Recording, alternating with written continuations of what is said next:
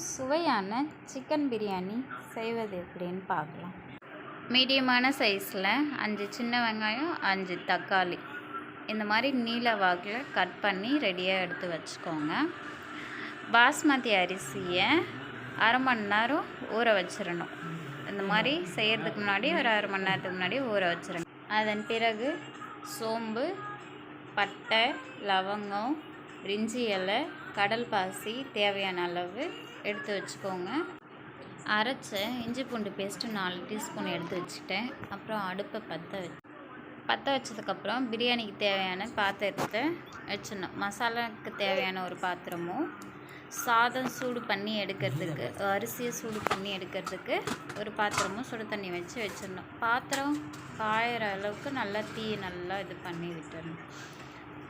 கொஞ்சம் சூடானதுக்கப்புறம் ஆயில், என்னது சின்ன டீஸ்பூனுன்றதுனால நான் ஒரு 7 டீஸ்பூன் ஆயில் சேர்த்துக்கிட்டேன்.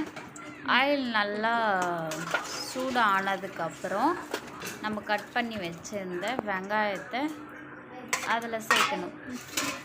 வெங்காயத்தை நல்லா நீல வாக்கில் கட் பண்ணி வச்சுருக்கோம்ல, அந்த வெங்காயத்தை கொஞ்சம் கொஞ்சமாக சேர்த்து, கொஞ்சம் கொஞ்சமாக இல்லை, சிறிது சிறிதாக சேர்த்து அதில் போட்டு நல்லா வதக்கணும்.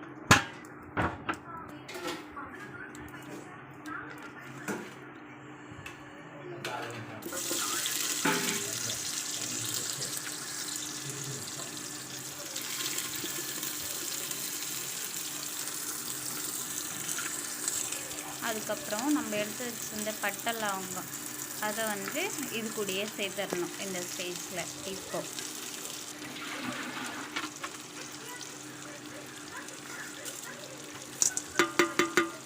இப்போ நல்லா ரெண்டுத்தையும் கிளறி விடணும். நல்லா வெங்காயம் ப்ரௌனிஷ் கலர் வர வரலும் நல்லா அதை வேக வைக்கணும். அதனால் ஒரு நிமிஷத்துக்கு ஒரு நிமிஷம் அப்பப்போ நல்லா கிளறி விட்டுக்கிட்டே இருக்கும். நல்லா ப்ரௌனிஷ் கலர் வர வரலும் நல்லா மிக்ஸ் பண்ணிக்கிட்டே இருக்கணும். டீ கொஞ்சம் மீடியமான ஃப்ளேம்லேயே இருந்தால் போதுமானது. அப்பப்போ ஒரு 2 நிமிஷத்துக்கு ஒரு டைம் அது கொஞ்சம் மிக்ஸ் பண்ணி விட்டுகிட்டே இருந்தீங்கன்னா அது ப்ரௌனிஷாக வர வரலாம் நம்ம பார்த்துக்கிட்டே இருக்கோம். அப்படியே விட்டுட்டோன்னா அடி பிடிச்சிக்கும். நான் எல்லாத்தையும் ரெடி பண்ணி இப்போ தயாராக வச்சுருக்கேன். தயிர், அரிசி ஊற வச்சுட்டேன், புதினாலாம் எடுத்து வச்சுருக்கேன், கறி வாஷ் பண்ணி இந்த மாதிரி எடுத்து வச்சுருக்கேன் ஒரு பாத்திரத்தில். அதே டைமில் இப்போ கொஞ்சம் நல்லா லைட் ப்ரௌனிஷ் கலரில் வந்துருச்சு. இன்னும் கொஞ்சம் நேரம் வதங்கட்டோன்னு விட்டுட்டு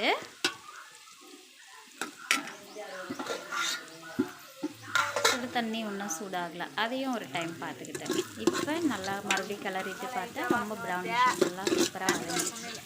இந்த ஸ்டேஜில் இப்போ அரைச்சி வச்ச இஞ்சி பூண்டு பேஸ்ட்டு அதை சேர்த்துடணும். சேர்த்துட்டு நல்லா மிக்ஸ் பண்ணி விடணும். அந்த பச்சை வாசனை போகிற அளவுக்கு நல்லா வதக்கணும்.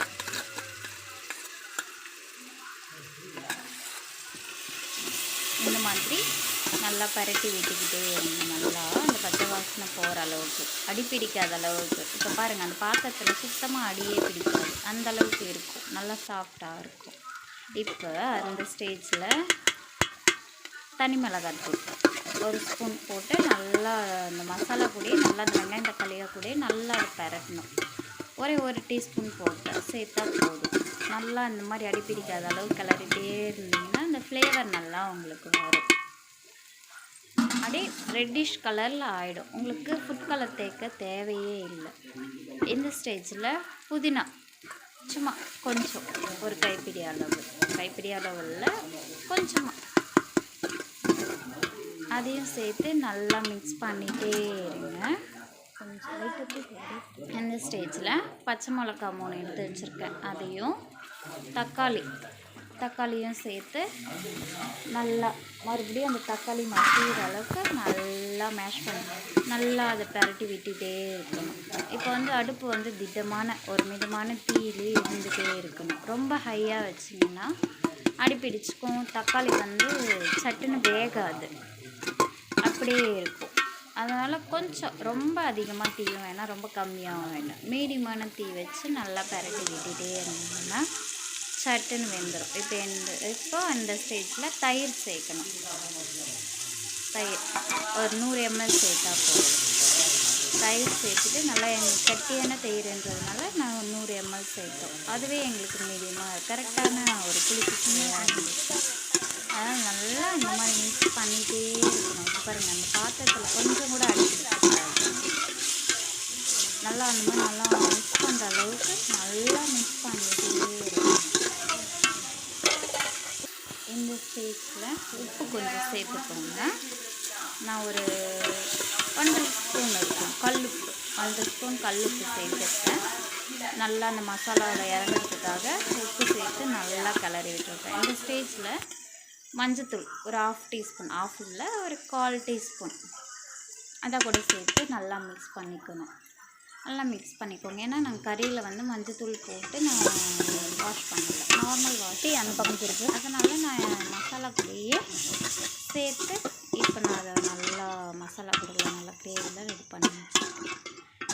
இந்த டைமில் நல்லா பரட்டி விட்டுட்டே இருக்கணும். அந்த மசாலாவில் உப்பு காரம் எல்லாம் மிக்ஸ் ஆகிற மாதிரி நல்லா பரட்டி விட்டுட்டே இருக்கணும். சிம்மிலே இருக்கணும். தீ வந்து மிதமான தீயில் வச்சு இந்த ஸ்டேஜில் தண்ணியை ஊற்றிடணும். தண்ணி தேவையான அளவு தண்ணி ஊற்றி வச்சுருக்கணும். அதே பக்கம் அரிசி போடுறதுக்கான உலையும் நல்லா கொதித்து வந்துகிட்டே இருக்குது. தண்ணியை ஊற்றி இந்த மசாலா மூடி வச்சுட்டு அந்த பக்கம் தண்ணி கொதிக்க ஆரம்பிச்சிருச்சா, அதனால் பாஸ்மதி அரிசியை நான் வடிகட்டி வச்சுருந்தேன் தண்ணி. அதை இப்போ இந்த தண்ணியில் போட்டு நல்லா இப்போ அதான் 1 நிமிஷம் வேக விடுங்க. லைட்டாக கல்லுப்பு போட்டிருக்கேன் நான் அதில் 1 ஸ்பூனு. நல்லா வேக வச்சதுக்கப்புறம் இந்த சைட் ஓப்பன் பண்ண உடனே நல்லா கொதிச்சுட்டு இருந்துச்சு மசாலா. அதில் வந்து நான் கறியை சேர்த்து சும்மா ஒரு கிளறிட்டு மறுபடியும் அதை மூடி வச்சுட்டேன். மத்தி அரிசியை 50% வேக வைக்கிறதுக்காக வடித்து வச்சுருந்தேன். அதை வடித்து வச்சதை இந்த மசாலாவில் சேர்த்து 1 நிமிஷம் நல்லா கொதிக்க வச்சுருந்தேன். நல்லா அது கொதித்ததும் கரண்டியால் லேசாக அப்படி கிளறி விட்டு தட்டு போட்டு அது மேலே வடித்த தண்ணியை டம் போட்டு வச்சுட்டேன். தோசைக்கல்லை நான் சூடு பண்ணி ஆல்ரெடி வச்சுருந்தேன். அதை போட்டு வச்சுட்டு ஒரு 20 நிமிஷம் கழித்து ட்ரம்மு கட்டியிருந்ததை எடுத்தேன். டம் எடுத்த உடனே நல்லா அழகாக பலன்னு ஒரு 20 நிமிஷம் கழித்து அந்த டம்மு எடுத்து பார்த்த உடனே அரிசி உடையாமல் நல்லா முழுசாக இருந்துச்சு. சூப்பராக இருந்துச்சு. பாருங்கள், சிம்பிளான சிக்கன் பிரியாணி ரெடி ஆகிடுச்சு. இந்த மாதிரி நீங்களும் சிம்பிளாக செஞ்சு பாருங்கள், நல்லாயிருக்கும். ட்ரை பண்ணிவிட்டு கமெண்ட்டில் எப்படி இருக்குன்னு சொல்லி பாருங்கள். நான் சாதம் வடித்ததை வீடியோ எடுக்கலை, அதை எடுக்காமல் விட்டுட்டேன். இல்லைன்னா உங்களுக்கு நல்லா இன்னும் புரிஞ்சிருக்கும். இந்த மாதிரி செஞ்சு பாருங்கள், சூப்பராக இருக்கும், சுவையாகவும் இருக்கும். ரொம்ப அருமையான சிக்கன் பிரியாணி. எங்கள் வீட்டில் நான் ஒரு சின்ன குண்டான பாத்திரத்தில் செஞ்சேன். எந்த பாத்திரத்தில் செஞ்சாலும் முறையாக செஞ்சேன்னா சூப்பராக வரும். பாய்.